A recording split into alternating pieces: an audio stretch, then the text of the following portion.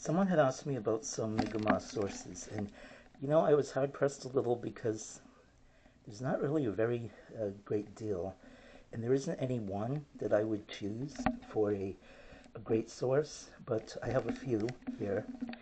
This one, the Mi'kmaq, and how their ancestors lived 500 years ago by Ruth Holmes Whitehead. She's quite well respected, has done a lot of, she's not living now, but did a lot of work for the community. She was a witness in court for a lot of things to support Mi'kmaq people. She could speak fluent Mi'kmaq too. She really knew what she was talking about. So I think this would be a good, maybe an introduction if no one knew anything, like suitable for children. This one. And I've used it in classes before. This is one that was done by I believe, the Confederacy here. And again, it's not a definitive work, but it's a good basic introduction, right? So there's that one. And I'm pretty sure that you can buy this at the Confederacy, the Mi'kmaq Confederacy downtown, I think. I'm not sure. That's where I got mine anyway. I don't know if they still have it. This is a nice one too, by Ruth Holmes Whitehead again. And it's a book of images. So again, it's an introduction really, right? That one, but definitely worth having. Now we get into another one by Ruth Holmes Whitehead. This is a really good one, I think. Stories from the Six Worlds, because these are actually real Mi'kmaq stories. And sometimes when you see these stories that are supposedly Mi'kmaq, they aren't really. They're more adaptations of, oh, there's one that's like a modern Cinderella and things. These aren't stories that people were telling years ago. You can see how worn this copy is, falling apart. But these are stories as Mi'kmaq people would tell them. So definitely, this will give you some good insights. And there's some images there from the sacred caves. Yeah. This is another good one, again, by Ruth Holmes Whitehead. And this one kind of speaks by itself. Between these two, I think you'd have a good story from the Six Worlds, and the old man told us. I think you'd have a pretty good introduction to beginning to understand Mi'kmaq and Mi'kmaq people. This is a book of just, it's documents. So it's different letters, things from the archive. This is falling apart too. Letters, things from the archives. This is one of my ancestors, actually. Lateral ancestors who were killed by the British, a brother and sister. But that's a good source for these things. So again, it's just all from the archives and letters and diaries and things, right? But this one now, a little bit controversial, Out of the Depths, by Isabel Knockwood. It's about the school there at Shubenacadie, the residential school. And at Shubenacadie, the residential school was actually on the reserve. That wasn't really common. There were a few others. I'm thinking just off the top of my head.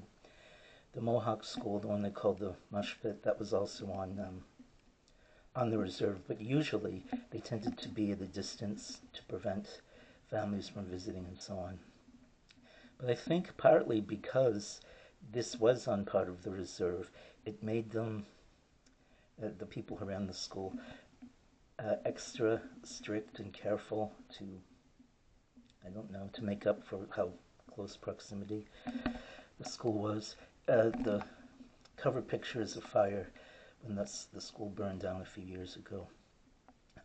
Some of the criticism of this book has been some of the genealogy isn't right, and there are a lot of things that were left out, and that's the prerogative of the writer, right? I guess the person who writes the book has their the things they want to cover and the things they want to say, but that's something to bear in mind when you're reading this, that it's not quite all there, and some of the genealogy is not correct.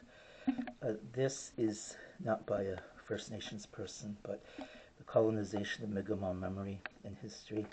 I think there's some things here I don't really agree with and maybe aren't quite right, but I support the premise and what happens and how the memory and what people remember has been purposefully well, changed and worked on, and that was by the church and the school too. An example here, this is some corn that I ground myself, my own corn. This is our Mi'kmaq corn. And all corn comes from, this is teosintli here. You can see it.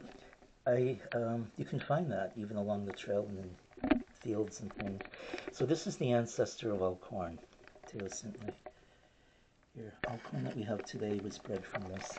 And it was really a labor of love. It took a long, long time to develop the many varieties of corn that we had, and each variety, of course, is suited to the environment, the local environment. So our corn here, I have about 250 pounds of it. It's really beautiful. It's ready in only 45 days, and it's not particularly huge. It's not these huge ears as in some places, but it makes great flour, and as I said, ready in 45 days. And because it's not tall, it's only about 3.5 feet tall, we developed a special kind of bean. In some parts of native North America, when you go visit the gardens, you'll see that the beans will climb up the corn stalk, but our corn stalks, as I've said, are only about 3.5 feet tall, so it's not tall enough or sturdy enough for the beans to grow. So we have a bush bean that we plant between the corn with our squash. We have a few types of squash. The corn takes the nitrogen out of the soil, right? It rubs the nitrogen, but the beans fix it back in, so that's why we plant the beans next to the corn. And the squash has big leaves, and that helps keep out weeds too. The newer hybridized squash isn't quite the same, and the vines are a lot smoother. But the old squash that I use, that we've always used, has little like hairy, they're almost like prickers on it, like they disturb your fingers when you touch it. And then the leaves are very, very broad too. So this is what I use to grind the corn here. It's a stone, as you can see. And it makes some pretty quick work of it. It doesn't take that long. We always toast it first, or I do in the oven, just in a pie plate for 10 minutes. It makes it taste better, and it kills any of the like bugs or worms or things that flies may have laid on it.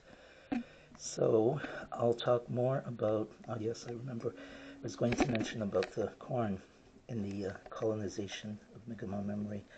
When I was planting it, there were two different people who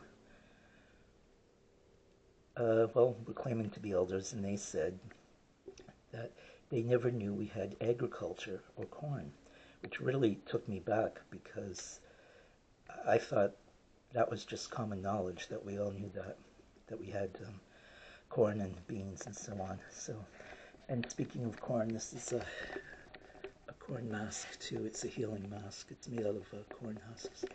Some people make and you'll find this in different nations.